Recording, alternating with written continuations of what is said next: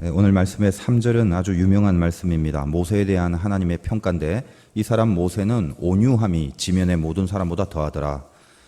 모세가 온유하다라는 이 말이 왜 중요한 이슈가 되냐 하면 예수님도 자기 자신에 대한 표현을 어떻게 하냐 했을 때 마태복음 11장 29절에 나는 마음이 겸손하고 온유하니 나의 멍에를 메고 내게 배우라 그렇게 말씀하셨습니다.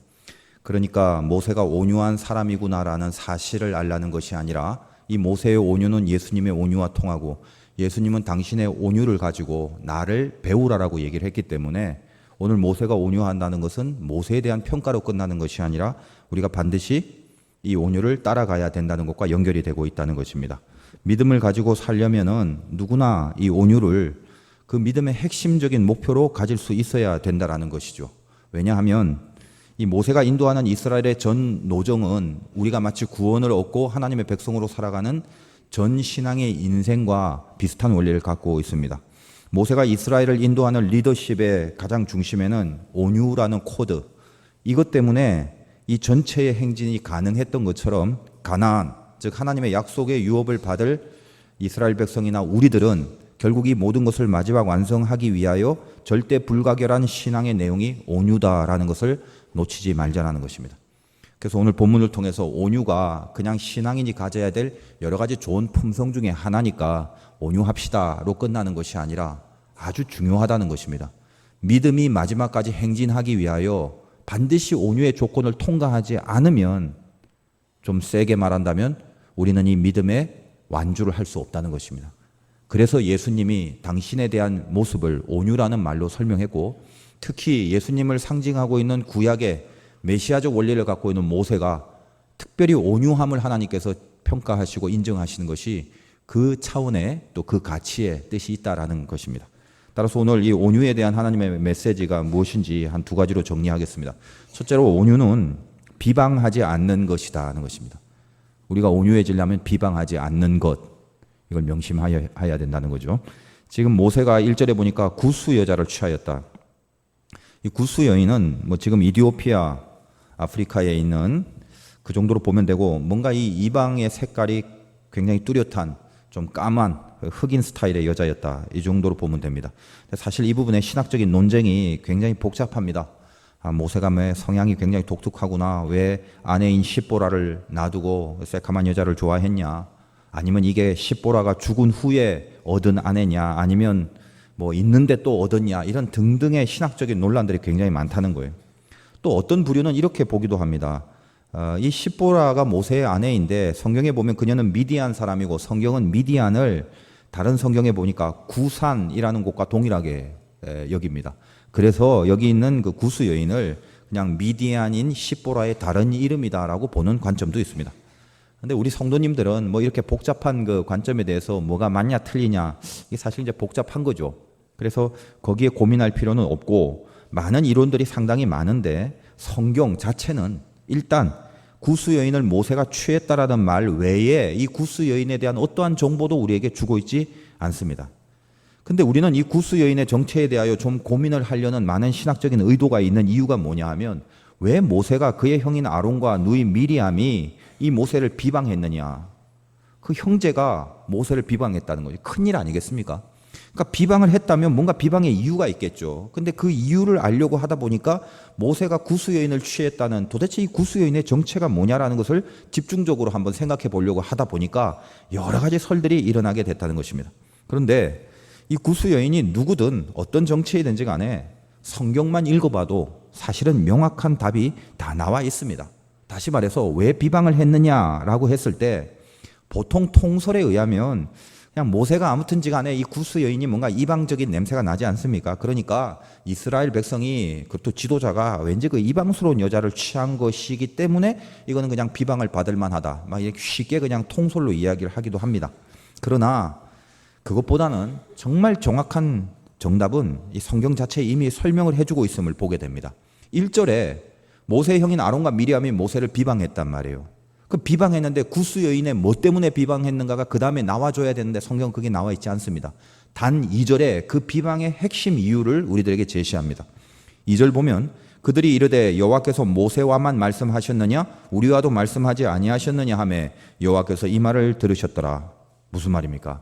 지금 이들이 비방하는 가장 중요한 이유는 구스 여인이 어쩌고 저쩌고가 아니에요.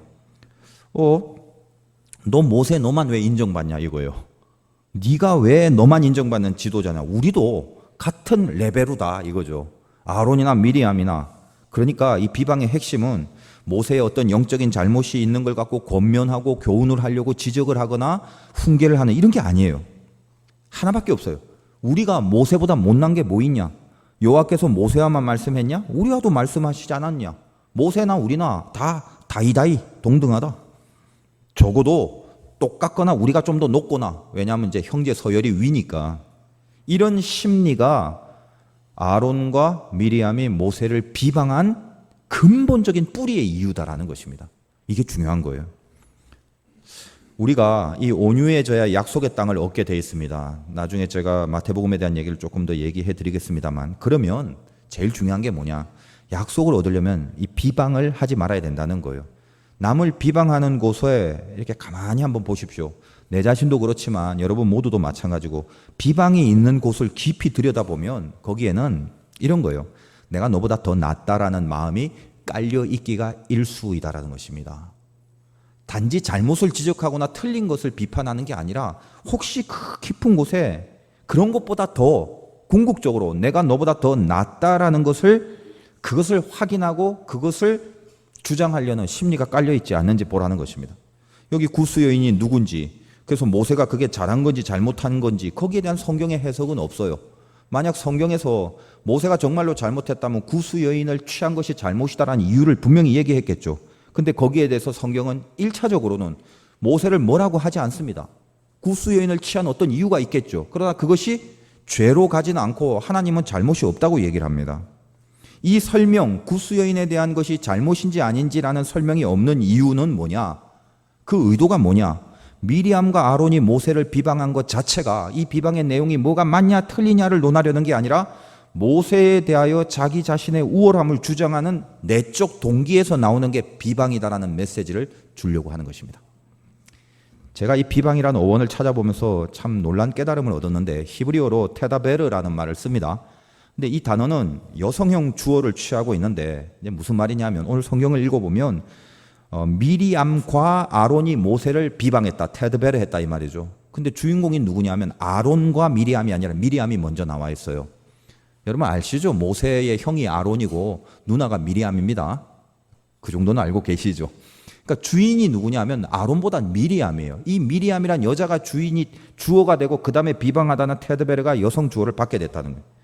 그러므로 가만히 보니까 이 비방의 주체는 아론보다는 미리암이라는 것이 결정이 나 있습니다. 그리고 나중에 보면 결국 문둥병이 걸리는 것은 아론이 아니라 미리암만 문둥병이 걸리게 돼 있어요. 이 비방의 주체가 아론보다는 미리암이다라는 거죠.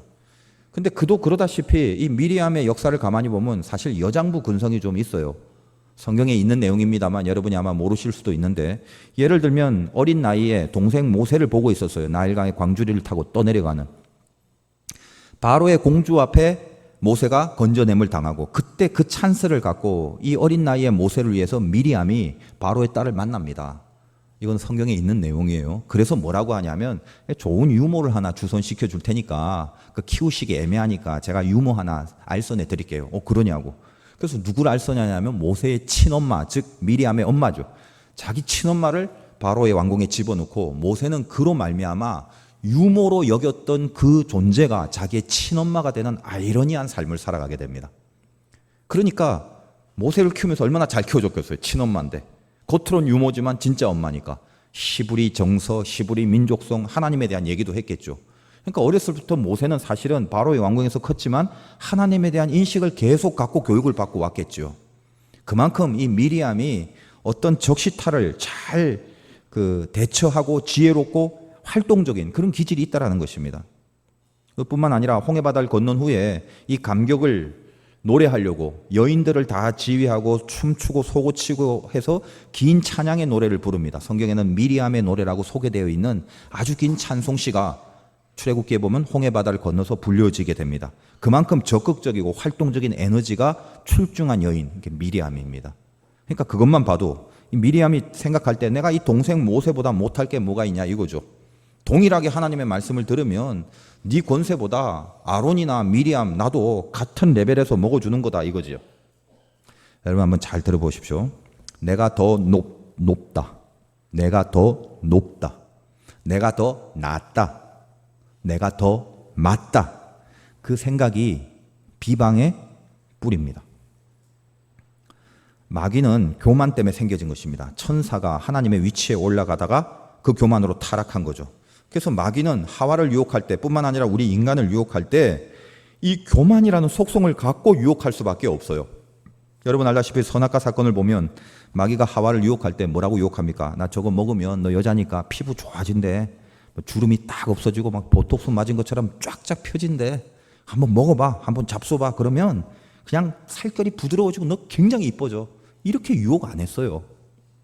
그랬다면 아마 하와가 나는 하나님 말씀 따를 거야. 안 먹어. 이랬을 거예요. 근데 어떻게 유혹을 합니까? 너 그거 먹으면 하나님보다 높아진다는 거죠. 선과 악을 분별하는 일에 네가 하나님과 적어도 같아진다. 이게 마귀 자신의 속성이거든요. 그러니까 사람에게도 그걸로 다가오는 거예요.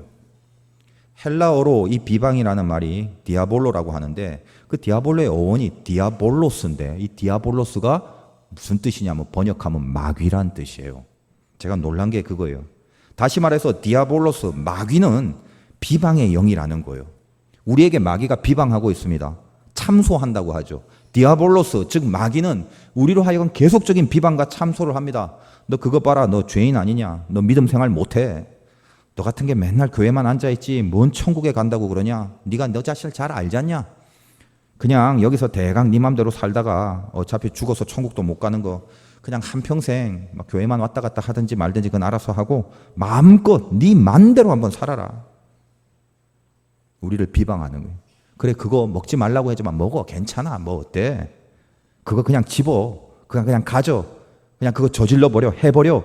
그게 뭐 대수야. 너 지금까지 해봤잖아. 그거 해보니까 어때? 당장 벼락 맞디? 아니지. 한번 살아보니까 어때? 뭐 죄 짓는다고 뭐 큰일 안 나잖아. 뭐 바로 벌 안 받잖아. 괜찮아. 그러니까 조금 찔리는 건 이해하는데 그래도 아무 일 없으니까 그냥 확 저질러 버려라. 너 어차피 엉터리인 거 너도 잘 알잖아. 이게 마귀의 비방이에요. 하나님 앞에 가지 못하게 하는 것입니다. 우리로 하여금. 우리를 비방하고 우리를 참속해 하여 감히 하나님 앞에 가지 못하게 우리를 주눅들게 할 뿐만 아니라 동일하게 하나님을 향해서는 뭐라고 하냐면 하나님 죄 보래요. 죄 하나님 백성이라고 예배 드리고 그러는데 제 죄 지은 거 보세요. 어제도 죄 졌잖아요. 어제 그 모여갖고 그 짓거리 하고 있었잖아요.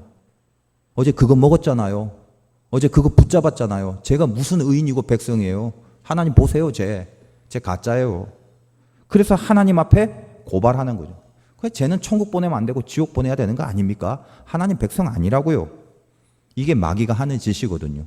근데 이 비방이라는 디아볼로라는 말이 디아볼로스라는 마귀와 단어가 너무나 같다는 게 이게 굉장히 큰 발견이었다는 거예요. 저 자신에게는. 그러므로 오늘 말씀을 잘 번역해 보면 미리암과 아론이 모세를 비방하니라. 미리암과 아론이 모세를 디아볼했다. 이걸 거꾸로 이 디아볼에 집중하여 번역을 하면 무슨 말입니까? 미리암과 아론이 마귀가 되었다 이 말이에요. 제가 설교를 많이 하지 않습니까? 목사가 되니까. 근데 쭉 제가 목회를 하면서 이런 생각이 들었던 적이 있어요. 말씀을 듣고 바로바로 바뀌는 사람이 있고 죽을 때까지 안 바뀌는 사람이 있어요. 근데 통계적으로 다 그런 건 아닙니다만 처음 예수를 믿는 사람한테 말씀이 들어갈 때는 잘 바뀌는 케이스들이 있어요. 근데 잘 안 바뀌는 케이스들은 오랫동안 신앙생활을 한 사람들, 이런 사람들은 잘 안 바뀌어요. 통계적으로 그래요. 고착된 게 있기 때문에 그래요. 예전에 고민을 좀 많이 했어요. 왜 이렇게 해도 안 바뀌나? 내가 너무 설교를 못해서 안 바뀌는구나. 내 설교에 말씀에 하나님의 성령의 임재가 없어서 그렇구나. 그래서 때때로 이 변화되지 않는 현장을 이렇게 쭉 바라보고 있으면 내가 이렇게 외쳐본들 뭐하냐? 그런 생각이 들었던 적도 있습니다. 그런데 이렇게 세월이 흐르고 목회를 하면서 성경을 다시 보니까 성경에 씨 뿌리는 비유가 있더란 말이죠. 그 씨를 뿌릴 때 그 씨 뿌리는 사람이 무슨 의도적으로 돌짝밭에 가시떨기에 막 의도적으로 거기를 꼬라갖고 막 이렇게 뿌리고 이러진 않습니다. 안 그렇겠어요? 마음이야 다 옥토밭에 뿌리고 싶지 않을 겁니까? 사명이에요. 뿌리는 것 자체가 사명. 제가 목회자로서 예를 들면 설교를 하는 그 부분만 본다면 제가 하나님께 받은 사명이기 때문에 그 말씀을 그냥 뿌려야 되겠죠. 온전히 준비하고 온전히 뿌리는 일이 제 사명의 끝이지 않겠습니까? 그러면 옥토에 있는 알곡들은 받아서 좋은 열매를 맺게 되는 거고, 그러나 중요한 건 그 밭에는 옥토만 있는 밭이 아니라, 즉 알곡만 있는 게 아니라 성경 말씀에 의하면 가라지도 있다라는 거죠. 저는 우리 교회의 이 화도교회라는 밭 안에 정말 한 명도 가라지로 살아가지 않는 그런 은혜와 역사가 있었으면 좋겠습니다. 여러분, 이스라엘이 주식으로 먹는 곡식은 두 가지예요. 밀과 보리. 좀 밀은 고급스러워서 부자들이 먹어요. 가난한 사람은 보리를 먹게 돼 있거든요. 그래서 밀을 귀하게 여기기 때문에 씨를 뿌려서 자라게 하는데, 나중에 보면 결국 밀밭에 가라지도 함께 있음을 보게 됩니다. 근데 이 가라지라는 게 자랄 때 밀하고 너무 흡사하게 생겨서 분별이 잘 안 돼요. 언제 분별이 되냐? 나중에 추수 때가 되어서 비로소 그 알갱이를 보고 구별이 가능하게 됩니다. 가라지의 알갱이는 검은색이에요. 그리고 그 자체에 곰팡이 균을 갖고 있어서 자꾸만 밀을 상하게 합니다. 그래서 추수할 때 가라지를 먼저 잘라서 거두어서 불로 태워버리고 남아있는 알곡을 추수하게 됩니다. 이게 알곡과 가라지의 비유거든요. 이 유대의 농사법을 알면 이해가 되죠. 그런데 왜 그 가라지를 다 자랄 때까지 알곡과 함께 놓아두느냐? 이 가라지의 밑바닥 뿌리가 알곡과 얽혀서 자라게 됩니다. 그래서 가라지를 뽑아버리면 알곡으로 맺는 밀이 같이 뽑혀진단 말이에요. 그래서 다 자랄 때까지 기다리는 거예요. 그래서 분별이 확실히 될 때, 알곡과 가라지가 분명히 구별이 될 때 가라지만 베어 단으로 묶고 불에 태워버리는 것입니다. 그래서 그 당시에 나쁜 이웃들이 앙심을 품고 요거 좀 골탕 먹어봐라 이럴 때는 그 밀밭에 가라지를 뿌려버려요. 그래서 이 로마의 법률에 그것을 금지시키는 법률을 만들기도 했습니다. 밀이라는 건 자꾸만 비료를 주고 양식을 주면 점점점 밀이 되어가죠. 근데 가라지는 아무리 양식을 주어도 죽어도 밀로 박혀지지 않습니다. 저는 우리 중에 가라지가 한 명도 없기를 바라요. 가라지가 결국 뭐예요? 양식을 주어도 밀이 안 되는 거예요. 아무리 말씀을 들어도 바뀌지 않아요. 그 바뀌지 않는 심령의 중심에 뭐가 있나요? 비방의 영. 그 비방이 뭐다? 디아볼로스. 마귀의 영이 있는 것입니다. 마귀가 뭐예요? 하나님보다 위에 있는 거. 다시 말해서 하나님보다 위에 있기 때문에 아무리 말씀을 매겨도 이 말씀이 먹혀 들어가지가 않는 거예요. 아무리 말씀을 해도 그 말씀이 나를 자극시키지도 않고 나에게 새로운 결단의 근거가 되어주지도 않는 것입니다. 선악과를 먹지 말라라는 말씀이 먹히지가 않아요. 분명히 먹지 말라고 했는데 하나님이 뭐라 하든 내가 괜찮은데 뭐 어때? 그리고 오늘도 예배의 자리에 있다가 일주일 동안 멋대로 살고 전혀 말씀과의 싸움이 없어요. 그리고 다음 주에 그대로 또 오는 거예요. 그리고 그 다음 주에 또 오고, 인생에 하나님이 뭐라고 하든 그 말씀보다 내가 디아볼로스예요. 그 말씀보다 내가 더 높아요. 그 자체가 비방의 영이라는 것입니다. 내가 더 높다, 내가 더 맞다. 물론 여러분 생각하겠죠. 어떻게 하나님 앞에서 하나님보다 내가 더 높다고 얘기할 수 있나? 다들 그렇게 생각하시죠. 그러나 저를 비롯해서 우리 모두는 하루에도 수십 번씩 하나님보다 내가 더 높은 범죄를 저지릅니다. 아닌가 긴가 한번 보세요. 이론은 하나님보다 우리는 높을 수 없다는 걸 알아요. 근데 우리 심령과 우리 영의 실체는 항상 하나님보다 높은 곳을 차지하고 있다는 걸 알라는 거죠. 왜 싸움을 안 하십니까? 좀 예배에 왔으면 한번 생각의 전환을 한번 해보셔야 될 것 아닙니까? 내가 이래서 되겠냐? 아니 이걸 계속해서 되겠냐? 이렇게 모여서 이 짓을 계속 한다는 게 과연 맞는 거냐? 뭔가 한번 나보다 높으신 하나님을 인정해 드릴 수 있는 그 마음가짐이 한번 생겨야 될 것 아닙니까? 가라지는요, 겁내요. 끝까지 가라지로 남는다는 게 이게 얼마나 무서운 건지 아세요? 그래서 결국 어떻게 해요? 불을 태운대요. 지옥 가는 거죠. 멍하니 당하다가 멍하니 변함없이 있다가 변화 없어도 아무 상관없네 하고 세월 보내다가 불로 가는 거예요. 비방은 교만이고 교만은 비방을 낳습니다. 여러분 인생 가운데 혹시 비방할 게 있다면 내 안을 잘 보시고요. 그 비방의 마음을 온유라는 걸로 대체하는 승리가 있었으면 좋겠어요. 누군가를 비방할 때가 있겠죠. 혹은 무언가를 비방하고 싶을 때가 있겠죠. 그때 보라는 거예요. 내가 지금 스스로 더 높거나 스스로 더 맞다고 생각하거나 스스로 더 낫다라고 생각하고 있는지부터 한번 점검해 보라는 거예요. 이 비방은 신비한 영적인 단어예요. 그냥 무슨 윤리나 도덕 차원의 이야기가 아닙니다. 비방은 똑똑한 게 비방이 아니에요. 마귀에게 점령당하는 무서운 상태입니다. 그 비방 밑바닥의 교만을 꺾어서 온유를 만들어낼 수 있어야 돼요. 그래야 우리는 이 온유를 통하여 하나님의 천성길에 끝까지 인도함을 받게 된다는 것입니다. 한 주 동안 한 번이라도 한번 싸워봤으면 좋겠어요. 내 안에 이 디아볼, 비방이라는 게 있는지. 온유의 두 번째는, 온유라는 건 하나님을 기다리는 것입니다. 여러분, 온유 굉장히 중요한 거예요. 그냥 좋은 성품 중에 하나가 아니라 마지막 끝까지 갈 수 있는 하나님의 조건이란 말이에요. 이게 없으면 못 가는 거예요. 이걸 통과하고 이걸 확보해야 갈 수 있는 거예요. 예수님의 속성인, 나에게 배워라, 반드시 이거를 나를 따르려면. 이 온유라는 건 기다림이에요. 하나님을 기다리는 거예요. 모세가 자기를 거역하고 비방하는 이 미리암과 아론에게 어떻게 반응을 했습니까? 더군다나 이 일반 백성도 아니고 아론과 미리암은 자기 형제인데, 여러분도 이 온유를 이제 실천할 때 실천하는 대상이 누구여야 되는지 말씀 가운데 한번 보기 바래요. 저 세상 사람한테 온유하다? 뭐 그것도 맞겠죠. 무슨 이방 종교인들한테 온유해라? 뭐 틀린 건 아닙니다. 이단들에게도 온유해라? 뭐 크게 보면 그것도 맞는 말 같고. 그러나 오늘 이 메시지 가운데 1차적으로 하나님이 요구하시는 것은 우리가 먼저 온유함으로 반응해야 될 대상이 누구냐? 나의 온유로 반응해야 될 대상 중에 1차적인 대상이 누구냐?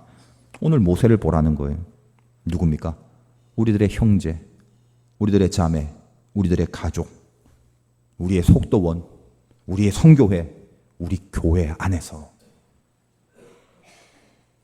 온유를 요구받고 있다는 거예요. 하나님은 세상 사람들 별 관심 없으세요. 알곡과 가라지도 가라지가 세상에 있는 게 아니었죠. 왜 가라지를 집중합니까? 내 밭 안에 있기 때문에.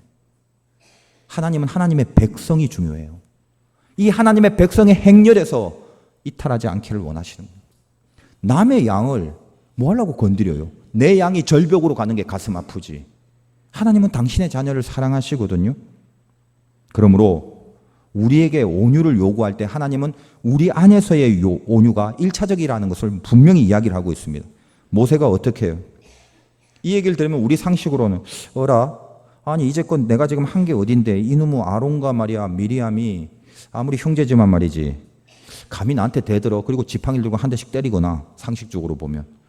그리고 니네들이 아예 형제든 자매든 가족관계이든 다 필요 없다. 뭐 주님 안에서 교우관계 이런 거, 야, 그 정도로 비방하면 다 끊어버려.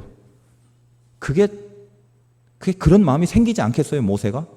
더군다나 모세는 오늘 4절에 보니까 여호와께서 갑자기 모세와 아론과 미리암에게 이르되 너희 세 사람은 회막으로 나와라. 세 명을 불렀어요, 호출. 그리고 뭐라고 진단하냐면 모세가 맞다고 진단을 해요. 7절 내 종 모세와는 그러지 아니하니 그는 내 온 집에 충성함이라. 모세가 이 얘기를 들으면 속으로 아싸 하겠죠. 그래 봐, 하나님도 내 편인데 니네 다 죽었어 이제. 감히 어디서. 그러면서 아론과 미리암을 심판할 정당성을 하나님이 내 편을 들어주시니까 그 정당성까지 확보가 되고, 그럼 이제 끝난 거죠. 막 심판해도 되죠. 근데 오늘 모세의 모습이 어때요? 단 한마디도 그들을 향한 심판과 저주가 없습니다. 그게 온유죠. 모세가 가만히 있으니까 어떻게 해요? 하나님이 심판을 하죠.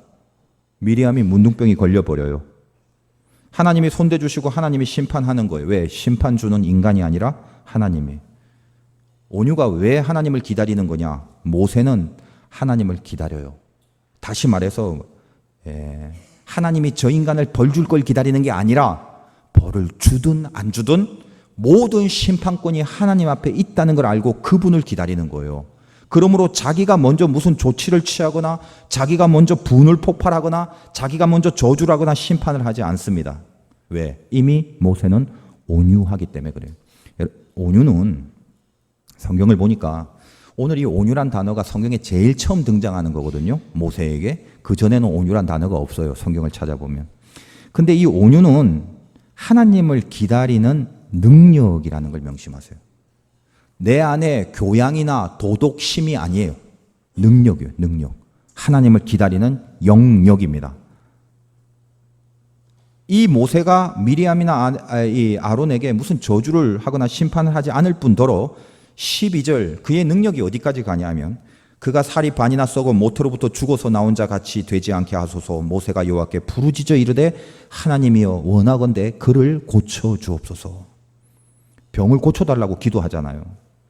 그래서 원래는 하나님이 문둥병 걸려서 밖에 그냥 던져버려야 되는데, 그래서 문둥병도 보면은 어떻게 표현하냐면 나병에 걸려 눈과 같더라. 하얗게 변했다는 거예요, 미리암이. 자, 요게 주는 메시지는 구스 여인이 까맣죠. 까만 구스 여인에 대한 비방이다 보니까 얘를 더 하얗게 만들어서 역설적으로 이 심판에 대한 이야기를 하는 것입니다. 어쨌든 간에 가서 죽어야 되는 거죠. 그러나 모세가 이 기도를 해요. 제발 고쳐달라고. 그래서 좋아. 일주일 동안만 진영 바깥에 있고 일주일 앓고 나서 들어오게 만듭니다. 이게 능력이죠. 기다림이라는 건 능력입니다. 어떤 문제에 대하여 하나님을 기다릴 줄 알게 될 때 그 사람이 온유가 되는 거예요. 이쁘게 말하고 웃으면서 말하고 부드럽게 말하고 이런 건 온유의 파편들이지. 핵심은 뭐냐? 하나님을 기다릴 줄 아는 것. 히브리어로 온유는 아나우라고 표현을 하고 헬라어는 프라우스라고 하는데 이 원어들을 좀 볼 필요가 있죠. 원래의 뜻이니까. 정확한 뜻이 뭐냐면 온유는 야생동물을 길들인다 이겁니다.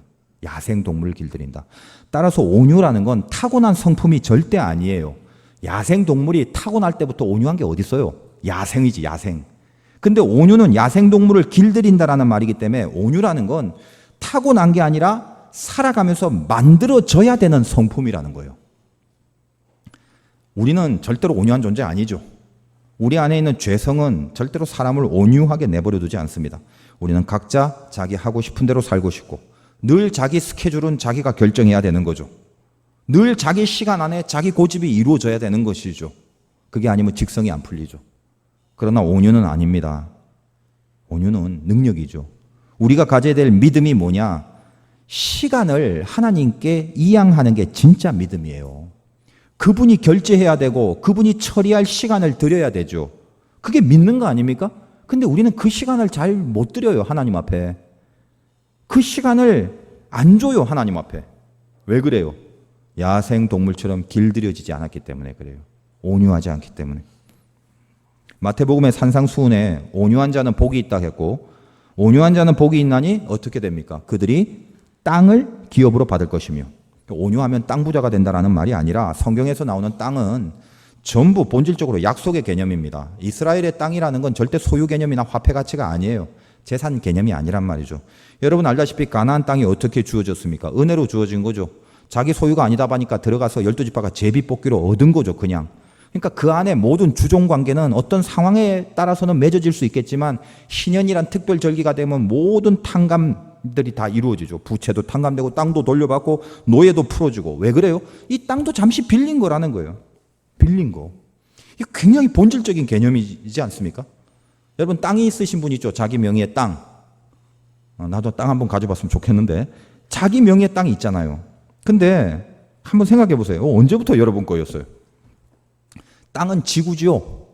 한번 생각해 보세요. 이 지구가 이게 누구 거예요? 원래부터?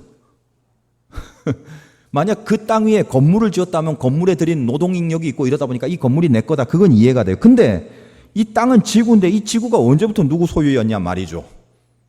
살다 보니까 이래저래 나라가 조직되고 법이 형성되고 그래서 만들어진 것 뿐이겠죠.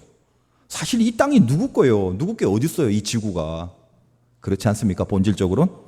이스라엘의 땅은 가나안입니다. 그것의 영적 본질이 약속이에요. 하나님이 가나안 땅을 줬다는 것은 니네 게 아니라 내가 약속으로 줬다. 그러니까 그 땅에서 빌려준 거니까 그 땅에서 하나님의 약속을 이루면서 영광스럽게 살라 이렇게 빌려준 거단 말이죠. 그러므로 온유한 자가 땅을 기업으로 받는다는 말은 땅이 약속이, 온유한 자는 약속을 받는다 이거예요. 다시 말해서 온유하지 않으면 하나님의 약속이 이룰 수 없어요. 나 왜 이렇게 안 되지? 그것만 보세요. 온유한지 아닌지 정답 바로 나와요. 하나도 온유하지 않으면서 온유란 조건은 하나도 통과한 적이 없으면서 그냥 약속만 노리고 약속만 바라고 이런 엉터리가 어디 있어요? 성경과 위배되는 거죠. 약속은 누가 한 겁니까? 하나님이 하신 거죠. 그럼 하나님이 이루시는 거죠. 약속하신 분이 이루어야 될 것 아닙니까? 그럼 그 약속을 이루실 하나님께 고난을 드려야 마땅한 거 아닙니까? 고난을 드린다는 게 뭐예요? 우리 편에서는 시간을 드리라는 거예요. 어떤 문제가 있습니까? 그 문제를 심판할 분도 하나님이니까 하나님이 심판하기 전에는 내가 심판하지 않는 게 온유란 말이에요. 어떤 문제가 있습니까? 그걸 해결하실 분도 하나님이니까 하나님이 풀어주시고 하나님이 해결하기 전에 내가 내 맘대로 풀려고 하지 않는 게 온유라는 거예요. 내 성깔, 내 고집을 주장하고 내 자존심을 주장하느라고 하나님이 해야 될 시간을 내가 뺏어버리면 그것은 온유를 이탈하게 되는 것입니다. 여러분이 약속을 이루시고 있잖아요. 그 약속이 얼마나 귀해요. 우리는 약속의 백성인데 나를 향한 하나님의 약속이 이루어지는 것이 백성, 우리 약속받은 백성의 운명인데 약속을 못 받으면 어떡해요? 말이 안 되는 거죠. 우리는 약속받은 백성이고 약속이 우리를 이끌어가는데 이 약속이 우리를 마지막까지 이끌기 위해 필요한 조건, 온유라는 것입니다. 이 프라우스, 이 온유란 단어는 누군가에 의해서 타의적으로 내가 낮아지고 구부러지는 게 아니라 자기 스스로 구부러질 줄 아는 것을 말합니다. 그게 온유예요. 처음엔 아니었지만 이제 내가 알아서 컨트롤이 되는 거예요. 내가 알아서 엎드려지고 내가 알아서 구부러질 줄 아는 거예요. 여러분 모세의 온유가 뭐 타고난 원래 천성이고 성품이 아닌 걸 아시죠? 그가 혈기완성할 40대에 그 사람이 어떤 사람이에요? 주먹으로 사람을 쳐서 죽인 살인자예요. 아십니까? 그 모세가 광야에 가서 40년을 프라우스 길들여지는 거죠. 그 애굽의 야생을 그거를 길들이는 거죠. 뭘 깨닫습니까? 인생이라는 게 내 맘대로 사는 거, 내 고집대로 다 되는 거, 이게 성공이고 행복인 줄 알고 살았는데 팔팔할 땐. 근데 그게 잘 풀리는 곳으로만 알았다가 하나님이 광야로 내쫓아 오랜 이 사막의 황량한 광야를 살게 함으로써 그 속에서 모세의 혈기를 다 뽑아버린 거예요. 내 뜻대로 풀리는 게 참된 인생이 아니구나를 나중에 알게 돼요. 그래서 그 유명한 떨기나무 불꽃은 모세의 그 각성을 보여주는 사건 아닙니까? 불이 타는데 이 나무가 꺼멓게 변해야 되는데 꺼멓게 안 되는 거죠. 지금까지는 나무 막대기인 자기가 내 힘을 이용해서 뭘 하려고 했는데 인생을 가만히 보니까 나는 부러질 나무 막대기밖에 안 되는 거예요. 그런데 이상하게 나는 꺼멓게 안 되는데 내 위에 불이 같이 타고 있다. 이거다 인생이라는 것은.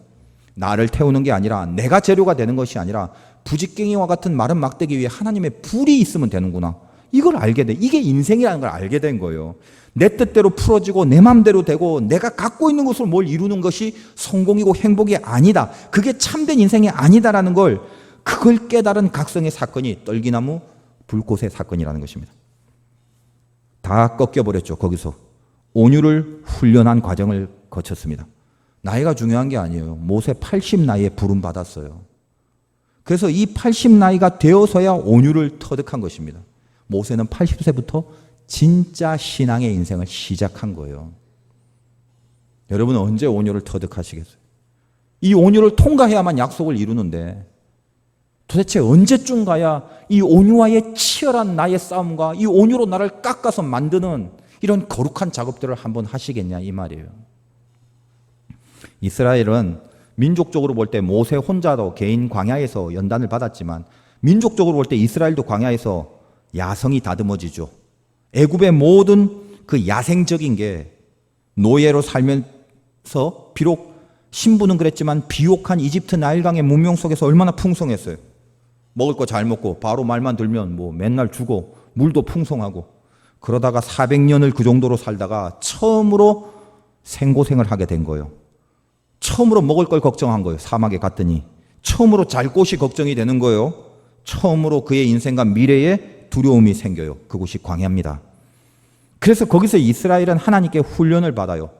애굽에 있는 모든 야생들이 그것이 하나씩 하나씩 꺾이고 잘려지고 깨닫고 돌이켜져서 프라우스 하나님의 온유를 이루어내는 연단을 받게 되는 것입니다. 그 연단 끝에 들어가서 드디어 가나안의 정복 작업을 하나님의 뜻대로 할 수 있게 되는 거거든요. 뭘 깨닫습니까? 급하다고 되는 게 아니구나. 이 싸움이라는 건 하나님께 이양하는 것이 절대적으로 맞는 거구나. 내 뜻대로 풀려지는 게 다 맞는 게 아니라 하나님께 이양하는 작업을 해야 되는 거구나. 그래서 누구를 심판하는 것도, 어떤 문제를 해결하는 것도, 뭘 다스리는 것도, 뭐가 열려지는 것도, 모든 것을 하나님의 시간으로 드려야 되는구나라는 걸 알게 되는 거예요. 교계에 낭자되는 여러 가지 말 중에 제일 틀린 게 있어요. 뭐냐 하면 저 사람은 성깔대로 예수 믿는다 이 말이에요. 옛날에 성깔이 안 좋았는데 예수 믿으니까 성깔 그대로 믿더라 이런 얘기를 많이 해요. 그건 절대로 맞는 말이 아닙니다. 예수를 제대로 믿으면 성깔이 죽게 돼 있어요. 아직 그대로라면 예수를 안 믿는 것뿐입니다. 저는 사람들 볼 때 참 못나 보이는 사람들이 있어요. 자기 성깔이 이렇게 나쁘고 내가 막 욱하고 폭발하는 스타일이라고 그렇게 말하는데 그게 부끄러워야 되는데요. 그걸 웃으면서 자랑스럽게 말하는 사람들이 있어요. 나 이렇게 세다 그거 말하는 거거든요. 근데 고수들이 볼 때는 그것처럼 불쌍한 게 없어요. 여러분 세상에 이름난 명마들이 있습니다. 어떻게 만들어진 줄 아십니까? 야생의 성질을 죽이는 능력을 얻을 때 시대를 가름하는 명마가 돼요. 세계를 정복했던 알렉산더 대왕의 유명한 명마가 있습니다. 부케팔로스라고 황소의 머리란 뜻을 갖고 있는 명마예요. 벌써 뉘앙스가 다르죠. 말이 황소의 머리. 얼마나 강하고 튼튼한 명마인지 몰라요. 알렉산더의 왕이 필립 왕인데 누가 필립 왕에게 이 야생의 부케팔로스를 갖고 왔습니다. 이거 사라고. 근데 워낙 강한 야생마라서 누가 거기 타야 되는데 그 밑에 있는 용맹한 장수들이 다 올라타면 뒷발을 들어서 떨어뜨리고 떨어뜨린 채로 또 발길질을 해서 난동을 부립니다. 누구도 그의 등에 올라가는 걸 허락하지 않았어요. 그때 이 어린 알렉산더가 아버지 필립에게 허락을 받고 부케팔로스에게 갑니다. 그리고 이렇게 얘기를 하죠. 실력 없는 사람들 때문에 이 천하의 명마를 잃어버릴 수는 없다. 그리고 말의 머리를 틀어서 태양을 등지고 있는 말의 머리를 돌려서 태양을 똑바로 보게 만듭니다. 머리를 태양으로 향해요. 이 말은 태양이 있으니까 태양을 등지고 있다 보니 기수들이 왔을 때 그 태양빛 그림자를 보고 자기 그림자와 기수의 그림자에 놀라고 그거를 두려워하는 그런 것 때문에 계속적으로 심리가 불안해서 난동을 틔운 거죠. 알렉산더는 그걸 알았습니다. 그의 머리를 태양 쪽으로 돌리고 그 뒤에 타게 돼요. 그리고 초원을 달리게 됩니다. 거기서 세계적인 명마 부케팔로스가 탄생돼요. 그 말이 얼마나 명만지 죽을 때 기념해서 지금 파키스탄의 그 젤룸 강이라는 곳 서편에 보면 도시 이름이 알렉산드리아 부케팔로스라는 도시가 있어요. 우린 죽어서 이름 석자 하나 남기기도 힘든데 그놈의 말은 기념하여 이름까지 남기고 방향을 돌리는 거예요. 우리 온유함이라는 그런 것입니다. 내 멋대로 살려고 하는 방향이 아니라 마치 그 머리를 태양으로 향할 때 방향부터 잡는 것처럼 내가 가야 될 천성의 길이 뭔지 방향을 먼저 잡게 하시고 그 길로 가게 하시려고 하나님은 우리에게 계속적인 온유함을 원하시고 훈련하십니다. 나를 위해 대신 죽으신 주님이 지금 내 앞에서 십자가를 지고 한 번도 억울해하지 않고 한 번도 비방하지 않고 한 번도 저주하지 않고 묵묵히 그 길을 걷고 계시죠. 지금 여러분 마음으로 느껴보세요. 지금 내 앞에 조금 앞에 그렇게 피를 흘리시며 주님이 걷고 계십니다.